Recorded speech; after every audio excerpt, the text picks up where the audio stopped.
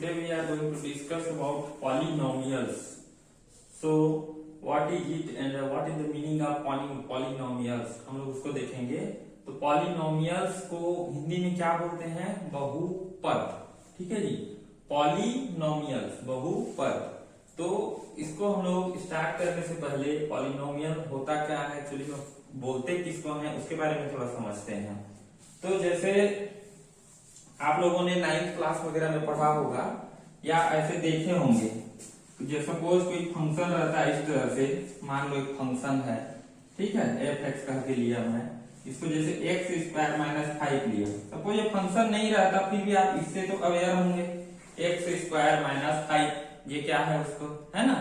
तो इस टाइप से जब लिखा रहता है, तो इस तरह से जब दिया रहता है, तो उसको हम लोग बोलते हैं पॉलिनोमियल्स के टर्म्स में। तो कैसे बोलते हैं उसको मैं आपको बता रहा हूं। तो पॉलिनोमियल्स जो होता है, तो ऐसे एक्स स्क्वायर जब 5 लिखा हुआ है, तो इसमें आपको क्या करना है, जैसे मैं बोलता हूं, आप लोग क्वाड्रेटिक इक्वेशन पढ़े हैं, एक्स स्क्वायर माइनस 5 इसकी वैल्यू कितनी होगी, ऐसे करके पढ़े हैं 9th में, ठीक है जी।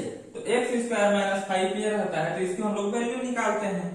तो एक्स स्क्वायर माइनस 0 के इक्वल कब होगा, जब इसकी वैल्यू क्या होगी, एक्स स्क्वायर की वैल्यू 5 के इक्वल हो जाएगी तो 0 होगी। इस तरह से हम लोगों ने देखा है, सॉल्यूशन निकाला था उसका। तो अब हम देखेंगे कि पॉलिनोमियल होता क्या चीज है, ठीक है। तो पॉलिनोमियल बोलते किसको है उसको देखेंगे। तो पॉलिनोमियल में क्या होता है कि पॉलिनोमियल में हम लोगों को कुछ चीजों को ध्यान में रखना पड़ेगा। जैसे पॉलिनोमियल के लिए क्या क्या होगा, कोई चीज, कोई दिया हुआ इक्वेशन, तो उसको पॉलिनोमियल बोलेंगे, उसके बारे में मैं बता रहा हूं। तो पॉलिनोमियल में क्या होते हैं, मेनी टर्म्स होते हैं। मेनी टर्म्स कहने का मतलब क्या हुआ, जैसे यहाँ पे मैंने लिखा एक्स स्क्वायर माइनस 5, तो यहाँ पर एक टर्म तो नहीं है, खाली एक्स स्क्वायर ही नहीं है या खाली माइनस 5 ही नहीं है, तो ये क्या है, दो टर्म्स है यहाँ पर। तो इसीलिए मैंने पहला पॉइंट बोला कि पॉलिनोमियल्स हैव मेनी टर्म्स, ये हो गया हमारा पहला पॉइंट। दूसरा पॉइंट की बात करेंगे, तो दूसरा पॉइंट क्या होता है, polynomial have constant and variable. आ रहा है समझ में, यहाँ पे क्या है, कांस्टेंट भी है और वेरिएबल भी है। अब बात आती है कांस्टेंट किसको बोलते हैं, वेरिएबल किसको बोलते हैं। तो इसको पता भी होगा आपको, कांस्टेंट उसको बोलते हैं जिसकी value should not have change, जिसकी वैल्यू है वो चेंज नहीं होती है। मैंने बोला कि यहाँ पर ये 5 क्या है हमारा, ये हमारा कांस्टेंट है, तो इसकी वैल्यू चेंज नहीं होती है, मैंने ये बोला अभी, वैल्यू शुड नॉट चेंज। तो ये 5 यहाँ पर मैं आपको पढ़ा रहा हूं, तो यहाँ पर इसकी वैल्यू सपोज 5 है। सपोज मैं कहा चला गया, मुंबई चला गया, फिर भी ये 5 वहां पर 5 ही रहेगा, चेंज नहीं होगा, ठीक है जी। रायपुर चला गया, वहां भी चेंज नहीं होगा। मेरा कहने का मतलब ये है कि वैल्यू, जिसकी वैल्यू चेंज नहीं होती है, the value should not be change, that's called as constant. But here what we have seen, here X square is there, X square, if I put suppose x equal to 1, then what is the value of function, and if I put x equal to 2, then what is the value of that function। यहां हम लोग x की जगह में यदि मैं 1 रखता हूं, तो क्या होगी इसकी वैल्यू, 1 का स्क्वायर ऋण 5, 1 का स्क्वायर माइनस 5, इस तरह से आएगा, ठीक है। तो ये कितना हो जाएगा, 1 minus 5, 1 minus 5 is equal to minus 4। We have got one value minus 4. If I put x equal to 2, then what is the value of this, 2 का square minus 5, that means 2 2 is 4 minus 5, that means minus 1. So we have put different, if we put x equal to 1, then we got the value of minus 4, and if I put x equal to 2, then we have a different solution, that is minus 1. तो हम लोग की value क्या हो रही है, change हो रही है। जब एक 1 रख रहे हैं तो वैल्यू अलग आ रही है, एक्स स्क्वायर माइनस 5 की, 2 रख रहे हैं तो अलग आ रही है। तो क्या है हमारा, इस तरह से जो आएंगे, जिसकी वैल्यू चेंज होती रहेगी, उसको हम लोग बोलते हैं वेरिएबल्स। आई बात समझ में, जिसकी वैल्यू चेंज होगी according to the given equations, so उसको वो हमारा होगा वेरिएबल, और जिसकी वैल्यू चेंज नहीं होगी, फिक्स्ड रहेगी, उसको हम लोग बोलते हैं कांस्टेंट। तो हमारा दूसरा टर्म्स मैंने क्या बोला कि polynomials have constant and variables, ये हमारा दूसरा पॉइंट हो गया। अब तीसरे पॉइंट की बात आती है कि पॉलिनोमियल और क्या होना चाहिए, है ना। तो पॉलिनोमियल है non negative integers. The power of polynomial है नॉन नेगेटिव इंटीजर्स। यहां पे सपोज एक्स स्क्वायर दिया हुआ है ना, इसमें एक्स स्क्वायर माइनस 5 है। मैंने जो एग्जांपल पकड़ा उसमें क्या है, एक्स स्क्वायर माइनस 5 है। तो ये जो एक्स स्क्वायर है ये -2 नहीं होगा यहाँ पर, मेरा कहने का ये मतलब है। इस तरह से होता है तो ये हमारा पॉलिनोमियल नहीं होगा। क्यों? इसको हम लोग दूसरे शब्दों में कैसे लिख सकते हैं, दूसरे रूप में 1/x² लिख सकता हूं इस तरह से। हाँ, तो पॉलिनोमियल है always degree of polynomial is non negative integer. ये मेरा तीसरा पॉइंट है, ठीक है। जो भी पॉलिनोमियल रहेगा उसकी डिग्री हमेशा नॉन नेगेटिव इंटीजर ही होगी। अब और क्या पॉइंट बचा इसमें, एक और पॉइंट ये बोल सकते हैं कि polynomial power should have always in increasing और डिक्रीजिंग ऑर्डर। या तो क्या होगा, इंक्रीजिंग ऑर्डर में होगा उसका पावर या डिक्रीजिंग ऑर्डर में होगा, इसके अलावा कहीं नहीं होगा। सपोज कोई एक एग्जांपल ले लेता हूं, x³ + 4x² - 5 = 0।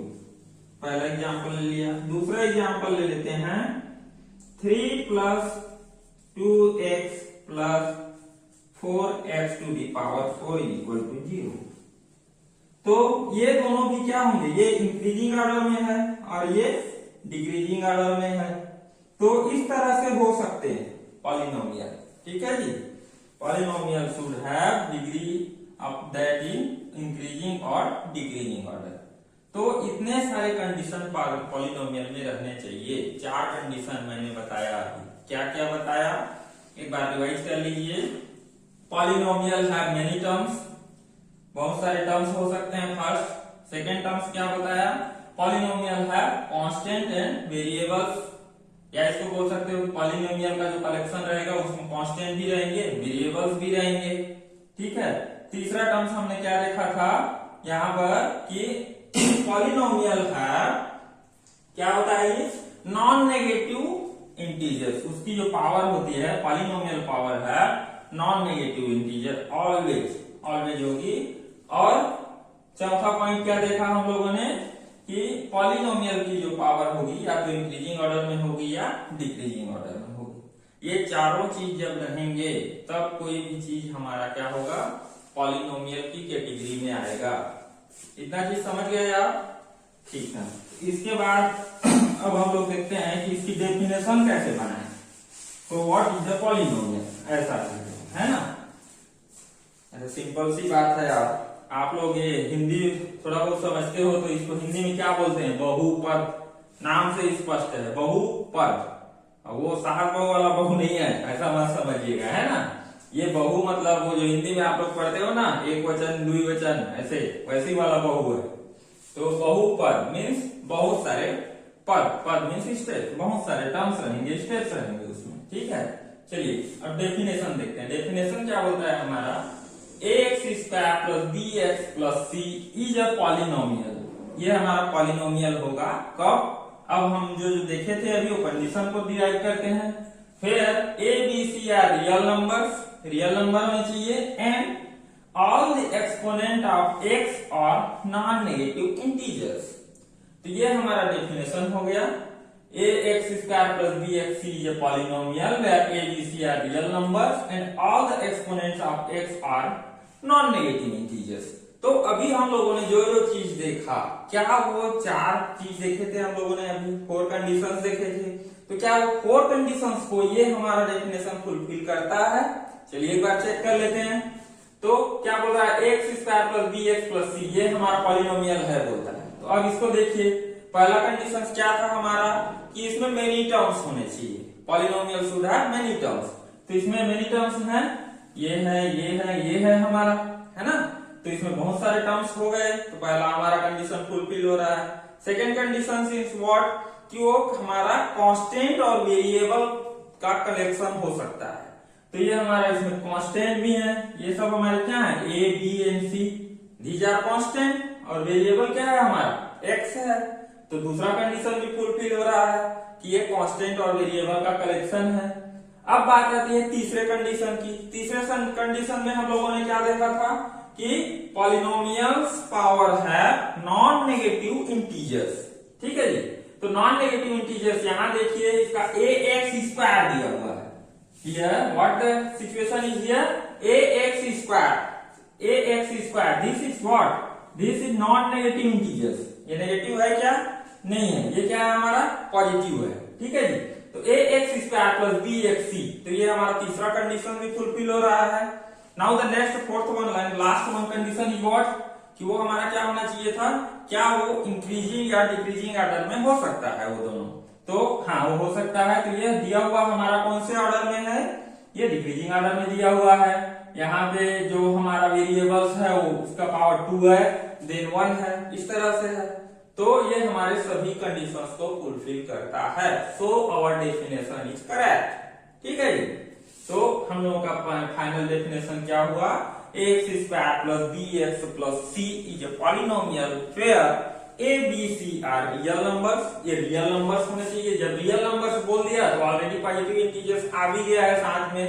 And where all the exponent of X are non negative integer, जितने भी एक्स के एक्सपोनेंट होंगे वो सब क्या होने चाहिए, नॉन नेगेटिव इंटीजर होना चाहिए। दैट्स इट, इतना ही है पॉलिनोमियल की डेफिनेशन, ठीक है। आई थिंक समझ में आ गया होगा आप लोगों को। अब हम लोग देखते हैं आपके बुक में जो एक्सरसाइज है उसको देखने से पहले ये सब बता के मैं आप लोगों का कॉन्सेप्ट क्लियर करना चाह रहा हूं, क्योंकि मेरा ऑलवेज सबको मेरा सजेशन यही रहेगा कि आप लोग जो भी स्टडी करते हो कॉन्सेप्ट को प्रॉपर रखो। यदि कॉन्सेप्ट है आपके माइंड में तो आपको बुक देखने की जरूरत नहीं है।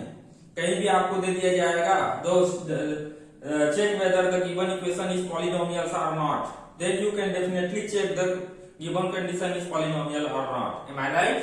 तो ये इसीलिए आप लोग क्या करिए, जितना भी है कॉन्सेप्ट उसको पहले देखते हैं हम लोग, उसके बाद क्या करेंगे, 1 by 1 आपके बुक के एक्सरसाइज में हम लोग आगे बढ़ते जाएंगे, ठीक है जी।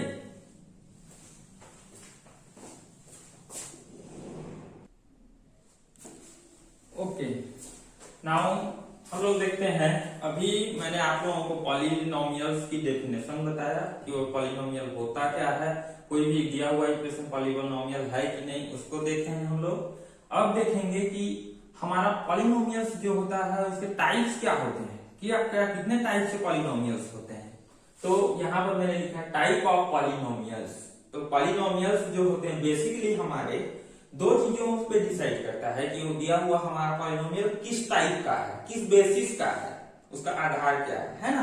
तो यहां पर मैंने उसी चीज को लिखा कि पहला टाइप है ऑन बेसिस ऑफ पावर। उसका जो पॉलिनोमियल दिया रहेगा उसका पावर क्या है, उसके बेसिस में कितने टाइप होंगे। और दूसरा होगा ऑन बेसिस ऑफ डिग्री और कंपोनेंट, उसकी डिग्री कंपोनेंट क्या है उसके हिसाब से। तो जनरली हम लोग क्या है ऐसी बोलचाल भाषा में भी बोलते हैं, तो इस हिसाब से मैंने उसको क्या कैटेगराइज कर दिया है ताकि आप लोगों को कोई कंफ्यूजन ना रहे, ठीक है। तो on the basis of power में हम लोग देखेंगे तो क्या होगा कि जैसे पहला है मोनोमियल्स लिखा है मैंने, मोनोमियल्स। तो मोनोमियल्स को हिंदी में बोलते हैं एक पदी। तो मतलब ऐसा पॉलिनोमियल्स जिसमें केवल ओनली एन एक ही टर्म रहेगा, है ना, उसमें और टर्म्स नहीं रहेंगे। जैसे 2x 2 5x क्यूब माइनस 3, इस तरह से जो दिया रहेगा तो वो क्या होगा, हमारा मोनोमियल्स होगा, ठीक है, उसको एक पदी बोलेंगे। जहां पर दो टर्म्स दिया रहेगा उसको क्या बोलेंगे हम लोग, बाइनोमियल्स, द्विपदी, ठीक है, ऐसा बोलते हैं ना हम लोग। मैं सब तो पढ़े होंगे आप लोग 9th में जी। तो ये क्या होता है, बाइनोमियल्स क्या होगा, जिसमें दो टर्म्स रहेंगे। ट्राइनोमियल्स क्या होता है, जिसमें 3 पद रहते हैं। जनरली हम लोग ऐसा यूज करते हैं बोलने में, कोई भी दिया हुआ इक्वेशन है तो उसको देख के हम लोग इतना चीज बोल सकते हैं कि नहीं जो दिया हुआ इक्वेशन है वो तो बाइनोमियल है या ट्राइनोमियल है या मोनोमियल्स है ना, ये तो बोलते ही हैं हम लोग। तो हमारा मेन जो है पॉलिनोमियल्स के टाइप, ये हमारा दूसरा वाला होता है on the basis of degree और कंपोनेंट। क्योंकि हम लोग जो भी सपोज मैंने क्या बताया था डेफिनेशन में हम लोगों ने लिखा था x square plus B x plus c, ये पॉलिनोमियल ये लिखा था हम लोगों ने। तो यहाँ पे हमारा जो डिग्री या कंपोनेंट दिया हुआ है इसके बेसिस में हम लोग पॉलिनोमियल्स के टाइप को देखेंगे जो हमारा मेन है ना। तो पहला होता है लीनियर पॉलिनोमियल। लीनियर पॉलिनोमियल, तो लीनियर पॉलिनोमियल्स क्या, उसमें जो डिग्री होगा या कंपोनेंट होगा उसका, तो वो क्या होगा, सिंगल वन रहेगा, है ना। तो जैसे यहाँ पे मैंने एग्जांपल लिखा है 4x प्लस 5, तो 4x प्लस 5 में क्या हो रहा है जी, इसकी जो डिग्री है वो कितनी है, यहाँ पर कुछ नहीं है, 1 है, ठीक है।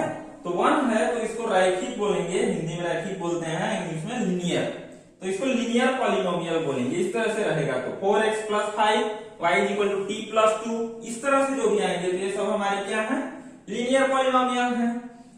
दूसरा क्या आता है हमारा क्वाड्रेटिक द्विघाती, जिसके 2 घात रहेंगे, 2 पावर रहेंगे, है ना, तो उसको हम लोग क्वाड्रेटिक बोलते हैं। आप लोग क्वाड्रेटिक इक्वेशन तो अच्छे से पता होगा, पढ़े होंगे 9th में, है ना। X square plus B x c quadratic equation दिया हुआ है तो उसके सॉल्यूशंस निकालना आप लोगों ने देखा है, तो वही चीज है। तो क्वाड्रेटिक में से क्या हुआ, इसके यहाँ पर 2x स्क्वायर प्लस 5 इस तरह से रहा, मान लो 5x स्क्वायर माइनस 3 रहा, तो ये सब क्या है, दिए हुए इक्वेशन क्वाड्रेटिक इक्वेशन है। और तीसरा क्या है हमारा, थर्ड वन इज क्यूबिक, तो क्यूबिक कब होगा, when our polynomials power exponent is what, how much, 3 जब रहेगा तब हमारा वो क्या होगा, हमारा क्यूबिक होगा। तो इसको कैसे एग्जांपल में दिखाइए, देखिए 3x to the power cube plus 2, ये हमारा क्या है, इसकी जो पावर है वो मैक्सिमम कितनी है, 3 है, तो उसको हम लोग क्या बोलेंगे, क्यूबिक। दूसरा देखिए 5x to the power cube plus 2x का स्क्वायर प्लस माइनस 1, तो ये भी हमारा क्या है, मैक्सिमम पावर इसकी 3 है। So these equations is our cubic equation, cubic polynomial equation. ठीक है, क्लियर है ये चीज, क्या क्या लिखा है मैंने, ओके ठीक है। इसमें अब एक चीज आपको before proceeding the your exercise text books I am going to tell you one more thing, है ना, that is zero polynomial. Zero polynomial क्या होता है उसके बारे में थोड़ा बता देता हूं। ओके, तो हमारा जीरो पॉलिनोमियल क्या होता है, जीरो ऑफ ए पॉलिनोमियल, कोई भी पॉलिनोमियल्स जो दिए रहेंगे हमारे उसके जीरो क्या होते हैं, zero is nothing but a solution, ठीक है, उसी को हमारा क्या है, सॉल्यूशन, इसी को क्या बोलते हैं, सॉल्यूशन। जीरो सर आप जीरो बोल रहे हैं तो सॉल्यूशन क्या है, इसको रूट भी बोलते हैं, रूट क्या है, सॉल्यूशन क्या है, ऐसा हम लोग क्वेश्चन में पूछा गया है, तो वो तो हम लोग पढ़े नहीं है, जीरो हम लोग पढ़े हैं, ऐसा मत बोलिएगा। इसी को क्या बोलते हैं हम लोग, सॉल्यूशन भी बोलते हैं, इसी को रूट भी बोलते हैं, इसीलिए मैंने हिंदी में भी लिखा था बहुपद के हल, ठीक है जी। तो हमारा कोई भी दिया हुआ पॉलिनोमियल है उसके सॉल्यूशंस जीरो और रूट क्या होंगे उसको हम लोग कैसे पता करेंगे। सपोज मैंने एक एग्जांपल लिया यहाँ पर कि px is equal to x minus 2, ये ऐसा दिया हुआ है, तो आपको बोला जाता है कि इसके सॉल्यूशंस क्या होंगे, फाइंड आउट कीजिए। तो क्या होगा इसका सॉल्यूशंस, तो सपोज इसमें मैंने क्या पुट किया, x इक्वल टू 2 पुट किया, तो x इक्वल टू 2 पुट कर रहा हूं तो क्या वैल्यू मिल रही है, 0 मिल रहा है मुझे, तो ये क्या मिल रहा है, इसका एक सॉल्यूशन मिल रहा है, ठीक है। तो मेरा कहने का मतलब ये है कि दिए हुए सॉल्यूशन में हम लोग वो वैल्यू पुट करते हैं जिससे वो सॉल्यूशन क्या होता है, सेटिस्फाई होता है, तो वो हमारा क्या होता है, उसका आंसर होता है, रूट होता है, सॉल्यूशन होता है, जीरो होता है, ठीक है जी। तो px is equal to 2 minus 2 is equal to 0 if I put x equal to 2। इसी को मैं थोड़ा आपको ग्राफ से समझाता हूं। तो ग्राफ में हम लोग क्या करते हैं कि हम लोग जैसे x की वैल्यू हम लोग को यहाँ पर दिया हुआ है, x की जैसे जैसे वैल्यू रखते जाएंगे इस इक्वेशन में, तो ये px इज नथिंग बट हमारा क्या है, ये y है, तो हमें y की वैल्यू मिलती जाएगी। ये चीज 9th में आप लोग चैप्टर 1 या चैप्टर 2 में पढ़े हो, है ना, वहां पे बहुत सारे दिए हुए थे। तो अब मैं क्या है, सपोज यहाँ पर मैं क्या कर रहा हूँ, x की कोई वैल्यू रख रहा हूँ, सपोज x की वैल्यू मैं 0 रख रहा हूँ इसमें, तो यहाँ पर x की वैल्यू आप 0 रखो इस सॉल्यूशन में, तो क्या हो जाएगा हमारा y is equal to, x के जगह में 0 पुट कीजिए, 0 minus 2 is equal to what, -2, ये हमारा y की वैल्यू आ गया -2, ओके। अब सपोज यहाँ पर मैं x की जगह पे अब क्या रखता हूं, 2 रखता हूं। मान लीजिए यहाँ पर if I put 2, then what is the value of this function? So y is equal to put the value of 2 instead of x, तो क्या होगा 2 minus 2, that means 0. So here what we got, y equal to 0. तो ये मेरा एक table मिल गया। इसी तरह से सॉल्व करते हैं, आप लोग किया होगा इसको, है ना। तो ये क्या हो गया हमारा, यहाँ पर 0 जब रखा तो -2 मिला, x की वैल्यू जब 2 रखी हमने तो y की वैल्यू हमारी 0 मिली। तो अब देखिए ग्राफ से समझिए, ग्राफ ऐसा बनाना आता ही होगा आपको। ये हमारा x पॉजिटिव x एक्सिस होता है, ये नेगेटिव x एक्सिस जिसको x डैश बोलते हैं। ये हमारा पॉजिटिव y, ये हमारा क्या है नेगेटिव y डैश, ठीक है। यहाँ पे हमारा 0 है। तो अब इन वैल्यू को हम लोगों को रखना है। जब हम लोगों ने x इक्वल टू 0 रखा तो y की वैल्यू कितनी मिली, -2। x की वैल्यू 0 मींस इस एक्सिस में है 0, तो y की वैल्यू कितनी मिल रही है जी, -2। तो -2 सपोज ये हमारा -1 है, ये हमारा -2 है, ये 1, ये 2, इधर भी -1 -2, ये हमारा 1, ये हमारा 2, इस तरह से है। तो हम लोगों ने जब x इक्वल टू 0 रखा तो y की वैल्यू क्या मिली, -2 मीन्स ये हमारा ये पॉइंट मिला। तो ये क्या है हमारा 0 and -2, ठीक है जी। दूसरा क्या मिला हमारा, x इक्वल टू जब हम लोगों ने 2 रखा, 2 रखा, x की वैल्यू 2 पुट किए, सपोज x की वैल्यू 2 यहाँ पर है, तो y की वैल्यू क्या मिल रही है हम लोगों को, 0 मिल रही है। तो ये भी हमारा 0 है, ये y, तो हमारा ये पॉइंट मिला। तो ये क्या है हमारा 2 and 0। तो ये हमारे 2 पॉइंट मिल गए दिए हुए सॉल्यूशंस में, ठीक है। तो अब जब इस दोनों को मैं मिलाता हूं तो ये एक सीधी लाइन इस तरह से बन रही है, ठीक है। तो इस ग्राफ को बताने का, समझाने का मेरा इंटेंशन आप लोगों से यही है कि जो भी हम लोगों को पॉलिनोमियल्स दिया रहेगा, ठीक है जी, जो भी हमारा पॉलिनोमियल्स दिया रहेगा, ऑन बेसिस ऑफ डिग्री और पावर जितने भी होंगे उसके उतने सॉल्यूशंस होंगे। जैसे यहाँ पर इसकी बेसिस डिग्री और सॉल्यूशन में क्या होगा, यहाँ पर कुछ नहीं है, इसका पावर मतलब 1 है, 1 है तो इसके कितने सॉल्यूशंस होंगे, 1 सॉल्यूशंस होंगे। 1 सॉल्यूशंस है इसलिए हम लोगों को क्या मिला, 1 स्ट्रेट लाइन मिला है। और जब भी आप पॉलिनोमियल के सॉल्यूशन निकालोगे, उसको ग्राफ में आप लोग रिप्रेजेंट करोगे, तो ऑलवेज आपको स्ट्रेट लाइन ही मिलेगा सॉल्यूशंस का।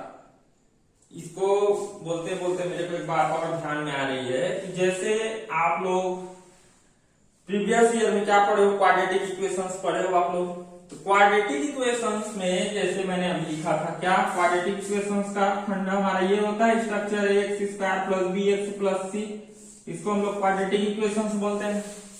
तो इस क्वाड्रेटिक इक्वेशंस को हल करते हो आप, तो क्वाड्रेटिक इक्वेशन हो या टेट्रिक इक्वेशन हो या जितने भी एक्सपोनेंट वाले इक्वेशन है, ठीक है जी, तो उसको जब सॉल्यूशन आप लोग निकालते हो तो इतना आपको पता होगा मेरे ख्याल से, मैं समझता हूं, या नहीं पता होगा तो एक बार आप सुन लीजिए कि जो भी हमारे सॉल्यूशंस दिए रहेंगे उसकी मैक्सिमम पावर जितनी होगी, मैक्सिमम डिग्री जितनी होगी वेरिएबल्स की, ठीक है जी। यहाँ सपोज वेरिएबल x है, इसकी मैक्सिमम डिग्री कितनी है, 2 है। If I put x³ - 2 = 0, maximum degree यहाँ कितनी है, ये 3 है, ये मैक्स है ना। तो ये और यहाँ पे कितना है, ये 2 है, ये मैक्स है। तो जो मैक्सिमम डिग्री होगी उतने ही नंबर ऑफ सॉल्यूशंस बिलोंग करेंगे, उससे ज्यादा कभी बिलोंग नहीं करेंगे। हमेशा दिमाग में इसको बिठा लीजिए कि जो भी हमारा इक्वेशन दिया रहेगा, चाहे क्वाड्रेटिक हो या टेट्रिक हो, क्यूबिक हो, जो भी हो हमारा, उसकी जो मैक्सिमम पावर होगी, मैक्सिमम डिग्री होगी, उससे ज्यादा सॉल्यूशंस हमें नहीं मिलेंगे। जितनी मैक्सिमम डिग्री है उतने ही सॉल्यूशंस फाइंड आउट कर पाएंगे हम लोग। यहाँ पर 2 है तो 2 ही सॉल्यूशन होंगे, यहाँ पर 3 है तो 3 ही सॉल्यूशंस होंगे, इस तरह से। तो हमारा मान लो इधर भी कुछ मिल सकता है, इधर भी मिल सकता है, ऐसे भी मिल सकता है। मैंने ये चीज क्यों लिखा है जी, ऐसे ऐसे करके सीधा सीधा क्यों लिखा है। आप लोग बोलोगे सर 2-3 सॉल्यूशंस मिलेंगे तो हमारा इस तरह से होना चाहिए, दोनों एक्सिस को टच करना चाहिए, बट जरूरी नहीं है पॉलिनोमियल में। कि आपको दोनों पॉइंट जो है दोनों एक्सिस को ही कट करेंगे। ये आप सॉल्यूशन बनाते जाओगे तो आपको समझ में आएगा। अभी बस दिमाग में रखिए कि इस तरह से भी मिल सकते हैं या ऐसा भी मिल सकता है। पैराबोला जानते हैं क्या? पैराबोला कैसे होता है? इस टाइप से ऐसे, ये पैराबोला आपका ऐसे भी बन सकता है, ऐसे भी बन सकता है, कहीं से भी बन सकता है। तो आप किस पे डिपेंड करेगा? आपके सॉल्यूशन के ऊपर डिपेंड करेगा। आ रही है बात समझ में? तो वही है, जितने मैक्सिमम नंबर ऑफ पावर होंगे उतने ही सॉल्यूशंस होंगे। ठीक है जी। तो ये कुछ बेसिक कॉन्सेप्ट्स थे जो मैंने आप लोगों को बताया। अब इसके बेसिस में आप लोगों के बुक में कुछ एक्सरसाइज दिए हुए हैं। ठीक है, आपके बुक में एक्सरसाइज दिए हुए हैं। उसके बाद हम लोग जैसे अब देखेंगे बारी बारी से कि जो पॉलिनोमियल्स है उसको हम लोग ऐड कैसे करते हैं, सब्सट्रैक्ट कैसे करते हैं, मल्टीप्लाई कैसे करते हैं और डिवीजन कैसे होता है। तो ये सब आपके बुक में दिए हुए हैं। ठीक है, जैसे कोई पॉलिनोमियल है तो पॉलिनोमियल को ऐड कैसे करते हैं जनरली आपको पता होगा। मैं एक एग्जांपल ले लेता हूं एडिशन का। ठीक है, एडिशन का एग्जांपल ले लिया। मान लो सपोज एक पॉलिनोमियल है मेरा x+1 px है और दूसरा मेरा दिया हुआ है qx इज इक्वल टू दिया है x-3। इस तरह से दिया हुआ है। दो लीनियर पॉलिनोमियल है, कुछ भी पॉलिनोमियल होंगे, लीनियर हो चाहे क्वाड्रेटिक हो या क्यूबिक हो, कोई जो भी पॉलिनोमियल्स हो, मैं क्या है आपको खाली बता रहा हूं। तो हम लोग को क्या है एडिशन ऐड करना है। मींस हम लोग को क्या चाहिए? px प्लस qx की वैल्यू चाहिए। क्या होगा? तो अब px की वैल्यू क्या है जी हमारा x+1, ये दिया हुआ है px is equal to qx is equal to क्या है हमारा x-3 लिख दो। इन दोनों में क्या करना है हम लोगों को? एडिशन करना है। तो एडिशन कर दो। अब क्या होता है जब भी आप एडिशन करते हो तो जो जो सेम रेंज के हैं उनको एक साथ में कलेक्ट करना है, ऐड कर देना है। मींस क्या है, यहाँ जो जो वेरिएबल्स हैं वो वेरिएबल्स एक साथ जुड़ेंगे और जो कांस्टेंट है वो एक साथ जुड़ेंगे। तो वेरिएबल जब एक साथ जुड़ेंगे तो अब आप बोलोगे कि सर वेरिएबल में तो पावर 1, 2, 3 ये सब भी हो सकता है। ऑफकोर्स होगा, है ना। तो आपको क्या करना है कि जो सेम पावर रहेंगे वो ही जुड़ेंगे सिर्फ। ऐसा नहीं कि मान लीजिए इस तरह से x के घात 3 तो इसको आप x स्क्वायर से प्लस करोगे, ऐसा नहीं होता है। ये प्लस ऐसे होगा बट ऐसा नहीं कि इसमें आप जोड़ दो, इसको क्या लिख दो x⁵, ऐसे नहीं लिखना है ना। ऐसा नहीं जुड़ता है। सेम जो रहेंगे, सेम कहने का मतलब मेरा 2x² ऐसे दिया है प्लस x² दिया हुआ है तो ये दोनों की पावर सेम है 2 और 2। ठीक है जी। तो ये हमारा कितने नंबर है? इसमें 2 नंबर है, इसमें कुछ नहीं है मतलब 1 नंबर है। तो 2 + 1 कितना होगा? 3 क्या है हमारे? कौन से वाले हैं? x² वाले हैं। तो इस तरह से जुड़ेगा। समझ में आ रही है मेरी बात में क्या बोल रहा हूं? तो ठीक है, यहाँ जोड़ते हैं हम लोग। तो ये क्या हो जाएगा? सेम कौन से हैं? ये और ये सेम है। तो x और x कितने नंबर आपको गए जी? एक यहाँ है, एक यहाँ है। तो कितने हो गए टोटल? 2। तो ये कितना हो जाएगा? 2x। अब जो भी कांस्टेंट टर्म है उसको देखिए, यहाँ पर +1 है, यहाँ पर -3 है। तो आपको पता है जो भी मैक्सिमम रहता है उसके नोटेशन को हम लोग लेते हैं। तो यहाँ पे मैक्सिमम नोटेशन क्या है इसका? -3 है। तो माइनस को लेंगे हम लोग और 3 में -1 में -3 करेंगे कितना बचेगा? 3 में 1 जाएगा तो 2। तो इस तरह से हो गया। ये हो गया हमारा एडिशन। इसी तरह सब्सट्रैक्ट करेंगे तो क्या होगा? सब्सट्रैक्ट में क्या होगा? अब यहाँ पर px - qx करना है हम लोगों को। तो सेम जो p की वैल्यू क्या थी? x+1 थी। और क्या है हमारा? q की वैल्यू क्या है हमारा? x-3 है। तो अब जब यहाँ पर सब्सट्रैक्शन कर रहे हैं तो ये तो हमारा एज ही रहेगा x+1, बट यहाँ पर माइनस सिंबल है। तो ब्रैकेट को हटाएंगे तो क्या हो जाएगा? -x और ये माइनस जाके क्या हो जाएगा हमारा? +3। पता है ना ये चीज आपको? जब मल्टीप्लाई होता है तो क्या होता है हमारा? मान लीजिए इस तरह से मैं लिखूं ++, ऐसा रहेगा मान लो। तो क्या होता है? प्लस मल्टीप्लाई माइनस प्लस और माइनस रहे तो क्या होगा? और क्या बचा हमारा? इस तरह से रहेंगे तो क्या होगा? इस तरह से प्लस का प्लस होगा माइनस होगा, ये चीज ध्यान में रखिएगा। ठीक है, इस तरह से होते हैं।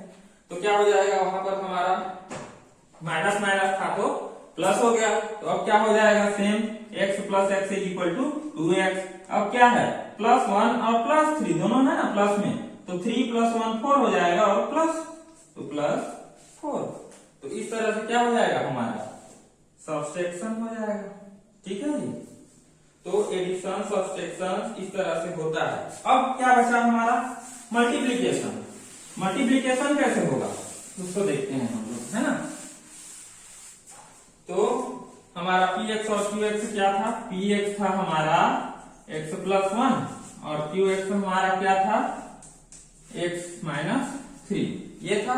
तो अब इसको क्या करना है हम लोगों को मल्टीप्लीकेशन करना है, मल्टीप्लाई करना है ना। तो मल्टीप्लाई मीन्स क्या, px मल्टीप्लीकेशन ऑफ qx, ये करना है। तो px हमारा क्या है x + 1 मल्टीप्लाई करो किससे, x - 3 से। तो आप क्या करते हो जब भी इस तरह से मल्टीप्लीकेशन की बात आती है तो क्या करते हैं हम लोग, कोई एक कंपोनेंट को लेते हैं और दूसरे कंपोनेंट के ईच एलिमेंट से उसको क्या करते हैं मल्टीप्लाई करते हैं। चलिए करिए आप यहाँ। तो सपोज मैंने इसको क्या कर दिया, फिक्स ले लिया, या किसी को ले सकते हो आप, इसको लेना चाहो इसको फिक्स ले लो। ठीक है, तो इसमें से पहला एलिमेंट ले लीजिए। पहला एलिमेंट क्या था हमारा x, मल्टीप्लाई होगा किससे, इस पूरे से, तो क्या हो जाएगा x - 3। अब क्या था यहाँ पर साइन, इसको ले लीजिए +1 है, 1 को अब मल्टीप्लाई कीजिए इस पूरे एलिमेंट से, तो ये हो जाएगा x - 3।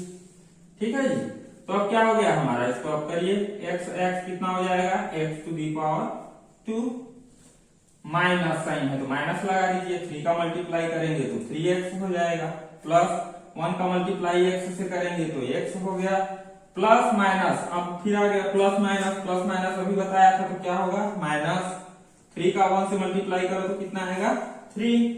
तो क्या आ गया, अब जो सेम घाट मैंने बोला था सेम घाट जो रहेंगे उसको, तो यहाँ पर x² और है क्या, नहीं है, तो कैसे लिखेंगे इसको, x² लिखेंगे। अब यहाँ पर 3x और x ये दोनों सेम टर्म्स है, तो इसमें -3 है, इसमें +1 है, तो -3 + 1 = कितना होगा -2 होगा, तो ये हो जाएगा हमारा -2x। बचा क्या कांस्टेंट टर्म्स -3। तो ये हमारा क्या आ गया, सॉल्यूशन आ गया, हमारा आंसर आ गया इसका। ठीक है जी, इस तरह से मल्टीप्लीकेशन करना है। आ रहा है समझ में जी। ठीक है, अब डिवीजन।